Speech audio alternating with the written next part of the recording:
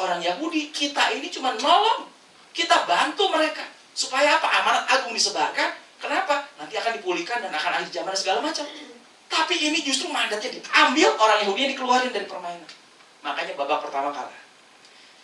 Di babak kedua, Matius 24 ayat 14 bilang gini.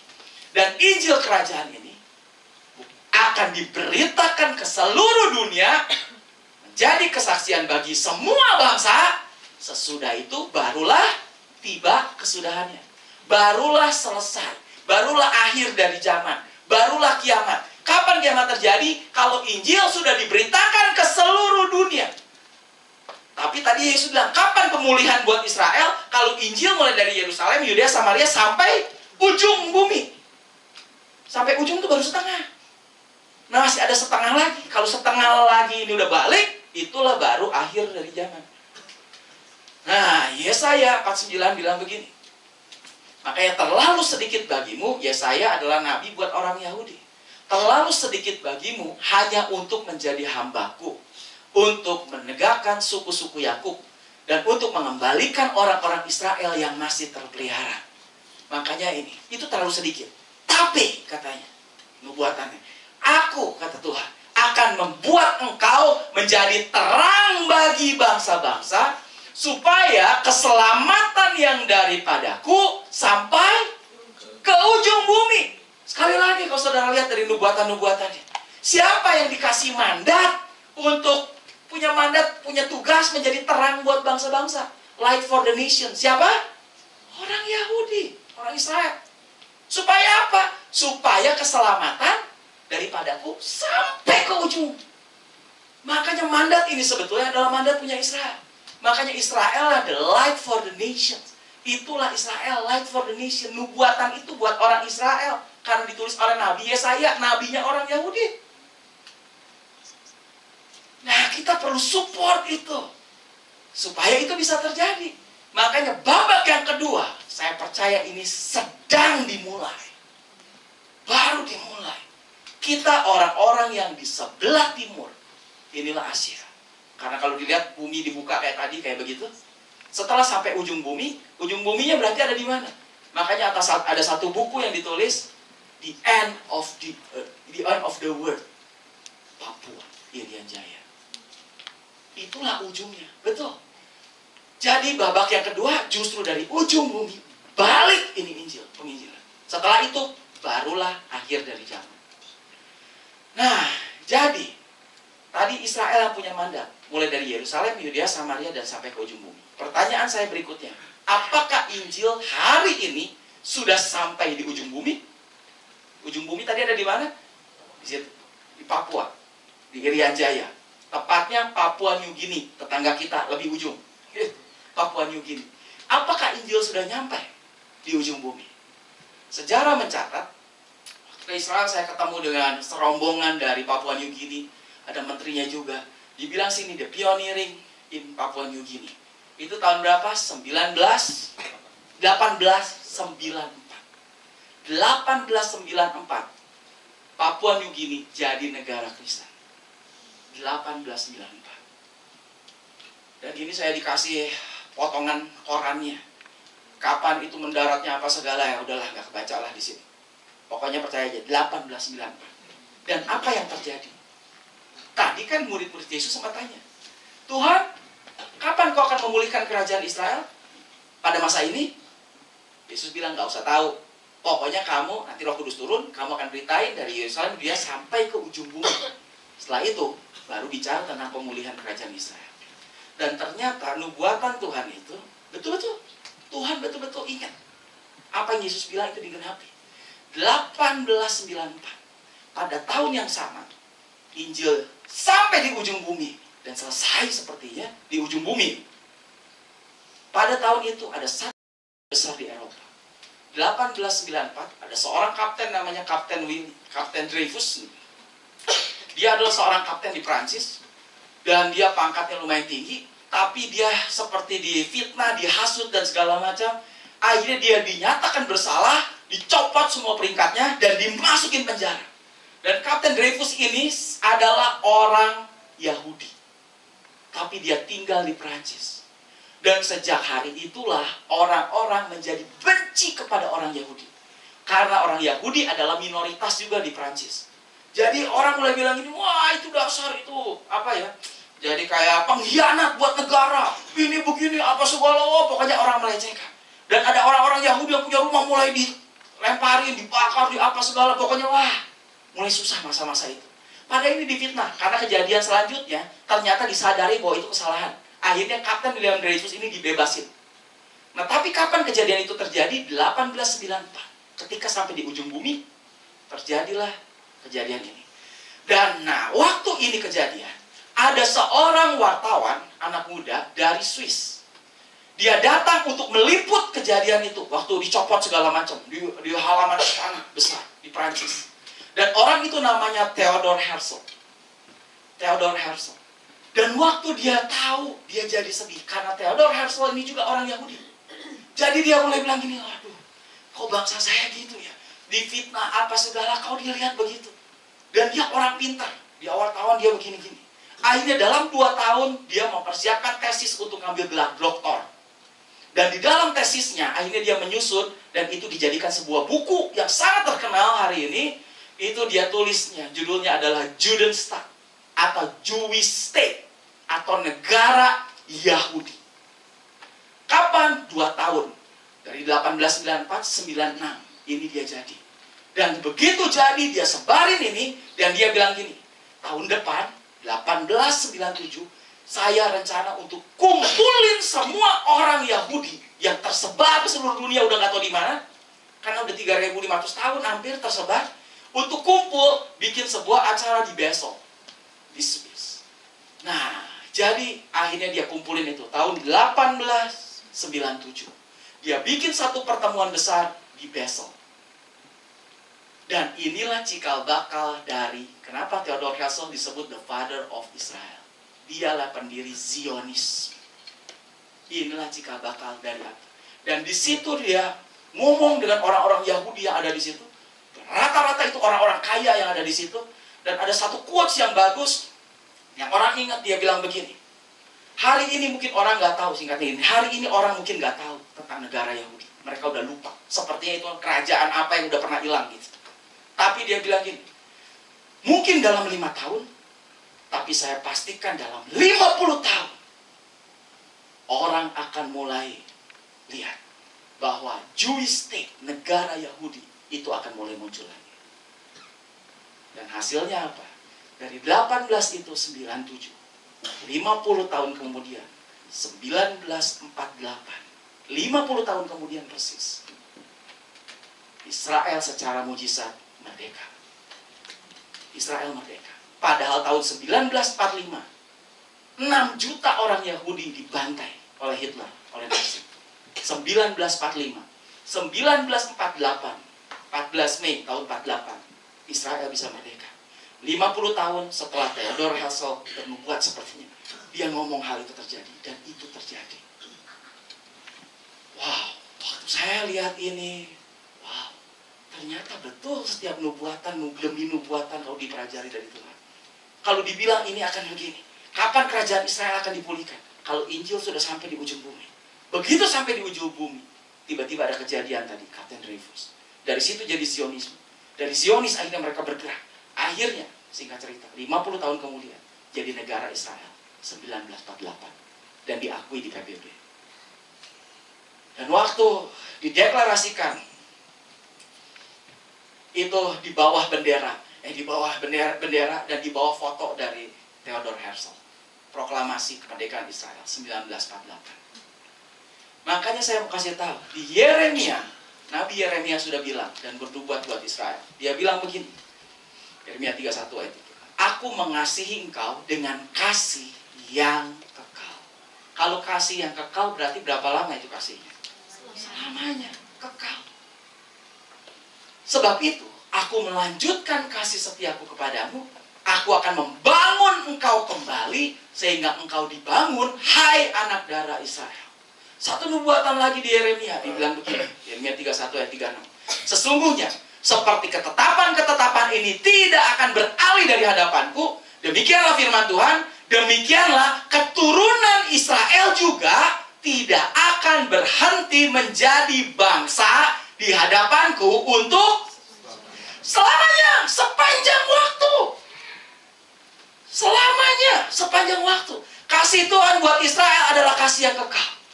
Dan Tuhan akan bikin Israel jadi sebuah bangsa. Berapa lama? Selama-lamanya. Sepanjang waktu. Ada satu buku bagus saya rekomend saudara untuk beli nanti. Bukunya God Keeps Covenant. Bagaimana Allah adalah Allah yang memegang janji. Buku ini sebetulnya renungan harian 30 hari. Jadi saudara bisa pakai untuk renungan harian tiap hari. Dan dari buku ini makanya kita tahu janji Tuhan itu tidak pernah tidak. Dia bilang kasih yang kekal. Itu ada Israel akan jadi bangsa selama-lamanya, sepanjang waktu. Jadi itu sedang digenapi. Nah, kalau kita tahu, makanya saya sedang luruskan. Karena banyak pengajaran dari gereja itu dibilang begini tentang Israel. Kenapa banyak orang di gereja hari ini tidak peduli dengan Israel? Karena mereka bilang begini, Yesus itu orang Israel, memang orang Yahudi. Yesus adalah Mesias buat orang Israel. Tapi orang Israel menolak. Dan karena menolak, akhirnya Yesus malah dibunuh. Dan karena dibunuh, akhirnya keselamatan yang harusnya buat orang Israel, sekarang dipindah kepada kita. Itu teologi yang namanya replacement theology. Dan saya mau kasih tahu itu teologi yang salah. Sekarang itu lagi disikat di seluruh dunia tentang teologi itu. Replacement theology. Di-replace. Jadi posisi Israel sekarang diganti oleh gereja. Makanya gereja bilang kita adalah Israel rohani. Bagaimana dengan Israel itu? Tuhan udah marah, Tuhan udah benci, Tuhan udah hukum. Kenapa? Habis Yesus itu malah dibunuh. Ya sepertinya make sense, masuk akal. Tapi kalau saudara pelajari lagi dengan nubuatan-nubuatan yang ada di firman Tuhan. Tadi dibilang, Tuhan mengasihi Israel dengan kasih yang kekal. Loh, kok gak masuk dalam teologianya? Dan Israel tidak akan berubah jadi bangsa. Berapa lama? Sepanjang masa. Sepanjang sejarah, selama-lamanya. Berarti Tuhan gak lupa. Replacement theology itu salah besar. Karena itu justru sebaliknya. Saudara harus ngerti. Akhir zaman selalu berbicara tentang Israel. Makanya kenapa saya akhir zaman, sesi kedua ini rada berat ya. Kenapa urusannya Israel? Yang tadi pagi lebih seru. Ada film pengangkatan di sini. Nah, kan ini ya kalau sebenarnya lebih panjang. Ini saya ambil dua pokok utama tentang akhir zaman. Karena saudara harus nangkep. Karena di Kejadian 12 ayat 3 bilang begini, aku akan memberkati orang-orang yang memberkati engkau. Ini kata Tuhan. Dan aku akan mengutuk orang-orang yang mengutuk engkau. Dan olehmu semua bangsa di muka bumi akan mendapat berkat. Ini adalah janji Tuhan, nubuatan Tuhan kepada siapa? Abraham di Kejadian 12. Dan kemudian dikutip lagi di perjanjian baru di Kisah Rasul 3 ayat 25. Betul, ketika ia berfirman kepada Abraham, firmannya apa? Olehmu semua bangsa di muka bumi akan diberkati. Kalau saya balik ini menjadi kalimat negatif, dibalik jadi kalimat negatif, semua bangsa di muka bumi tidak akan diberkati kalau tidak ada keturunan Abraham. Betul nggak? Coba baca lagi. Oleh keturunan Abraham, semua bangsa di muka bumi akan diberkati. Berarti semua bangsa diberkati lewat siapa? Keturunan Abraham. Termasuk Yesus. Betul. Tapi ayat ini juga janji kepada Abraham. Oleh keturunanmu, keturunannya kan bukan cuma Yesus. Karena Israel tidak berhenti menjadi sebuah bangsa. Jadi ayat ini tetap berlaku. Karena ayat ini Tuhan janji kepada Abraham. Siapa yang memberkati, akan diberkati. Siapa yang mengutuk, berani-berani mengutuk Israel, akan dikutuk. Kenapa saya bicara ini? Karena saya mau lihat Indonesia diberkati. Amin. Makanya saya ikut seminar di Yerusalem. Ada satu pembicara bagus sekali. Dia tulis satu buku namanya Sandra Teplinsky. Dan di rumah saya ada bukunya. Dia bilang gini, why care about Israel? Kenapa kita harus peduli dengan Israel? Itu yang tulisan kecilnya. How the Jewish nation is the key to unleashing God's blessing in the 21st century. Bahwa bagaimana, kenapa kita harus peduli dengan Israel? Bagaimana negara Yahudi itu sebetulnya adalah kunci dilepaskannya berkat Tuhan di abad 21. Karena sebelum, tadi dibilang siapa yang memberkati akan diberkati. Tapi kalau kita hidup di tahun 1000, kita mau memberkati, kemana berkatinya? Apakah negara Israel ada? Belum ada. 3.500 tahun nggak ada. Karena Israel baru ada tahun 1948. Berarti sejak 1948, kalau kita mau bawa berkat, mau memberkati, bisa, betul? Itu seperti makanya kunci berkat mulai dibuka oleh Tuhan. Kamu mendapat berkat, berkati Israel. Di mana? Sekarang Israel ada. Sejak tahun 48. Baru beberapa puluh tahun aja. Nah, makanya kenapa tadi saya bilang ada beberapa ministry yang saya buat. Salah satunya adalah Shalom Indonesia Ministry. Dan hari ini saya di bawah Shalom Indonesia Ministry ini, saya punya visi adalah gearing our nation Indonesia to fulfill her God's given destiny in our generation. Bagaimana bangsa ini bisa menggenapi nubuatan atau tujuannya pada generasi ini. Menggenapi. Kenapa? Saya mau lihat Indonesia untuk diberkati. Makanya saya lagi ajar untuk orang-orang apa? Ya berkatilah Israel. Salah satunya gitu. Jadi lewat ini saya punya project yang namanya Project Sam. Bukan karena nama saya Samuel, makanya pilih Sam. Tapi supaya gampang ingat, ada 3 project di mana kita bless. Jadi kalau bilang gini, kemana kita berkati Israel? Kemana? Israel kan besar. Apa kita lempar aja begitu ke laut? Kan nggak bisa. Apa? Ada 3 tujuan. Jadi yang pertama Survivor Holocaust, yang kedua Aliyah, yang ketiga Messianic Ministry. Aduh, kalau seminar saya bisa panjangin, saya bisa ambil contohnya segala macam. Ini cuma cepat aja. Survivor Holocaust adalah orang-orang yang luput waktu pembantaian tahun 45. Dan mereka itu semuanya udah orang tua. Ya bayangin dari tahun 45 masih hidup, paling tinggal sekitar 10.000 orang yang tinggal tersisa. Dalam 2-3 tahun ke depan mungkin habis semua. Kenapa? Udah mati semua. Kemudian Aliyah. Aliyah ini apa? Aliyah adalah orang Israel harus balik karena mereka tercerai berai. Yang ketiga, Messianic Ministry ini adalah orang-orang Yahudi yang percaya Yesus adalah Mesias. Karena orang Yahudi tidak percaya Yesus Mesias. Nah, hanya sedikit orang yang percaya Yesus Mesias. Itulah jadi orang Kristen Yahudi. Dan itu juga mereka juga di sana di persecution, gereja dibakar di sana juga sama orang Yahudi. Cuman kita nggak ngerti, apalagi orang-orang sepupu kita, mereka pikirnya gini, wow, orang Israel tuh orang Kristen. Jauh amat. Mereka benci orang Kristen. Oke lah, lanjut. Nah, bagian terakhir. Kalau gitu, apa yang harus kita lakukan? Apa yang harus kita lakukan buat Israel? Yang pertama, berdoa. Doa paling gampang, murah meriah. Tadi bilang siapa yang berkati akan diberkati. Dan kalau selama ini saudara mungkin gak pernah berdoa, dan saudara pikir, ngapain lah berdoa. Saya percaya karena kasih karunia Tuhan saya sudah diberkati. Amin, saya bilang. Betul. Betul sekali. Tapi selain itu ada janji juga dari Tuhan. Jangan lupa. Karena Mazmur bilang begini. Berdoalah untuk kesejahteraan Yerusalem. Biarlah orang-orang yang mencintaimu mendapat sentosa. Biarlah kesejahteraan ada di lingkungan tembokmu. Dan sentosa di dalam purimu. Bahasa Indonesia kurang tajam karena pakai kata sentosa. Sentosa itu apa ya? Sentosa Island di Singapura apa gitu. Gak jelas. Sentosa, dapat sentosa. Aduh. Tapi bahasa Inggrisnya tajam. Bahasa Inggrisnya bilang gini. Pray for the peace of Jerusalem. May those who loves you prosper. Prosper itu apa? Makmur, berkelimpahan. Berarti saya bilang gini, Tuhan lagi bilang, berdoalah untuk kesejahteraan Yerusalem. Biarlah orang yang mencintaimu, mengasihi Yerusalem akan makmur, akan berkelimpahan.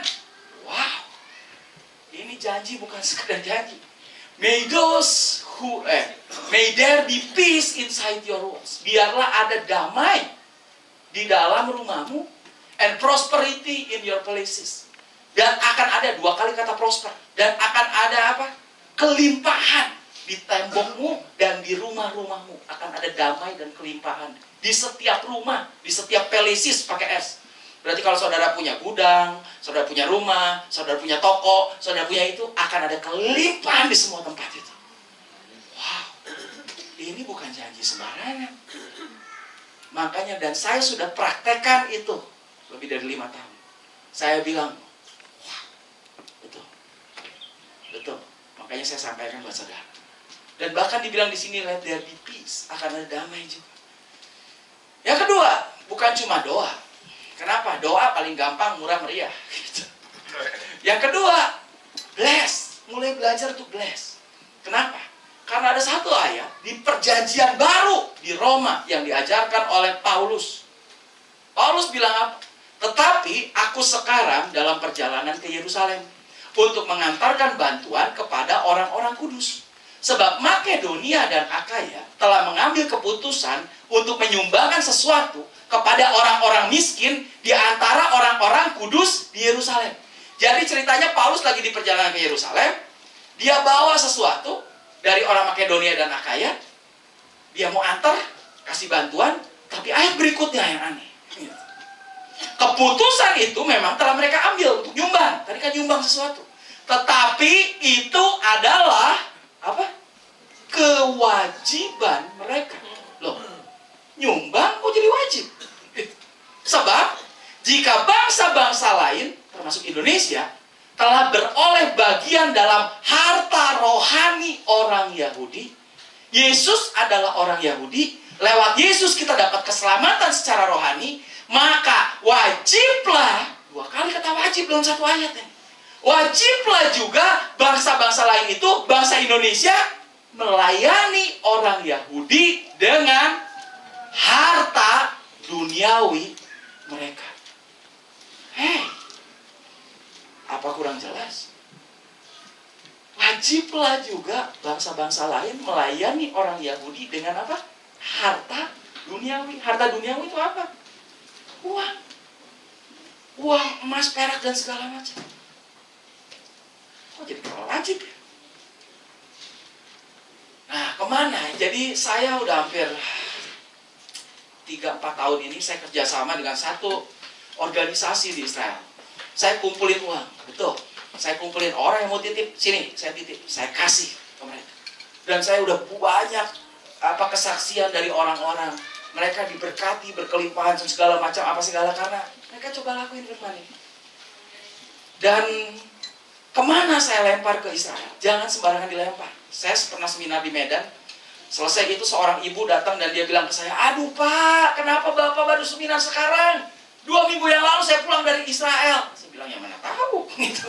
Kenapa? Itu orang titip saya ratusan juta. Mau ke Israel ya? Ini saya titip ya? Saya titip ya? Ibu ini nggak ngerti. Waduh, sampai bingung. Dan kalau saudara yang pernah pergi ke Israel, hampir semua tempat, 98% tempat di Israel sekarang jadi gereja Katolik. Jadi itu jadi gereja. Akhirnya ibu ini bingung. Dia kasih aja, pokoknya setiap kali ini ibadah ada persembahan kan, lihat di gereja gitu ada persembahan, ada kotak persembahan dia masukin, ada ini masukin, sampai ratusan juta dia bawa. Tour leadernya bilang gini, "Waduh Bu, itu kalau uang banyak-banyak gitu jangan cuma dilempar begitu aja. Kenapa? Karena itu kotak terbuka. Jadi buat persembahan itu cuma kayak wadah begitu, simpan ratusan dolar gitu. Jadi Bu, kalau itu masukin amplop kasih aja penjaganya." Jadi betul, satu kali dia kasih itu, masukin, dia kasih ke suster yang penjaga di gereja itu. Dan waktu dia amplop itu dia kasihin, dia bilang gini, "Bu, ini saya ada bantuan from Indonesia ya, ini." Langsung susternya senang, thank you so much. Terus dia bilang apa? Saya mau tanya, arwah siapa yang perlu saya bantu untuk doakan? Berat tuh. Si ibunya bilang, "Saya pengen ambil lagi tuh uang," katanya. Kenapa? Sorry. Gereja Katolik mereka percaya tentang doa arwah. Makanya dipikir kalau dikasih duit, oh boleh nanti kita doain arwahnya biar masuk surga. Ibu ini udah mengerti kebenaran. Dia bilang, "Ngapain saya bantu tanda kutip gereja yang gak benar?" Makanya saya bilang gini, jangan sembarangan lempar ke Israel. Meskipun ya niat aja udah diberkati, oke lah. Bahkan gak ngasih aja Tuhan tetap kasih berkat kok. Cuman kalau kita udah tahu, kenapa kita gak lakuin? Berpartisipasi kasarnya gitu. Tapi cobalah lebih tepat. Makanya saya kerjasama dengan satu yayasan yang namanya Operation Exodus. Udah hampir 5 tahun ini. New season, Operation Exodus. Kenapa? Karena ini adalah sebuah panggilan yang mendesak buat gerejanya, yang namanya Aliyah. Aliyah adalah orang Israel harus balik. Ada filmnya apa segala itu kalau seminar. Habis waktunya. Dan nah, untuk tentang ini saudara bisa baca di bukunya. Satu buku yang saya terjemahin. Buku Operation Exodus. Ini tentang nubuatan sedang digenapi. Nubuatan sedang digenapi. Kita ini yang sedang menggenapi setiap nubuatan. Karena nubuatannya salah satunya bilang, Gentiles, orang-orang non-Yahudi, akan dukung, akan bawa, gendong orang Yahudi untuk balik ke Yahudi, ke negaranya. Dan saya udah beberapa tahun saya kerja sama, saya kirim uang ke sana, saya balikin orang dari seluruh negara. Apakah dari Cina ada? Ada. Yang terakhir saya kirim orang dari India. Dan Bapak itu kalau seminar bisa lebih seru lah. Jadi saya balikin. Balik. Kenapa? Karena nubuatan harus digenapi sebelum akhir zaman. Kita mempercepat. Kita punya tugas bukan cuma menantikan, tapi mempercepat juga. Oke, lanjut. Dan cukup kaget karena waktu mereka punya kayak warta begitu, buletin. Waktu saya dapat, saya kaget waktu saya lihat muka saya ada di warta ini. Padahal ini warta buat seluruh dunia di tahun yang lalu. Dan itu waktu saya kasih bantuan. Tapi buat saya doa Tuhan, terima kasih. Salah satunya apa? Ini meyakinkan orang yang titip uang ke saya. Mereka pikir saya pakai buat apa? Saya bilang tidak. Saya punya rekening sendiri khusus Israel. Bahkan tiap bulan pun saya setor ke situ. Setelah saya mau pergi ke Israel, saya tukerin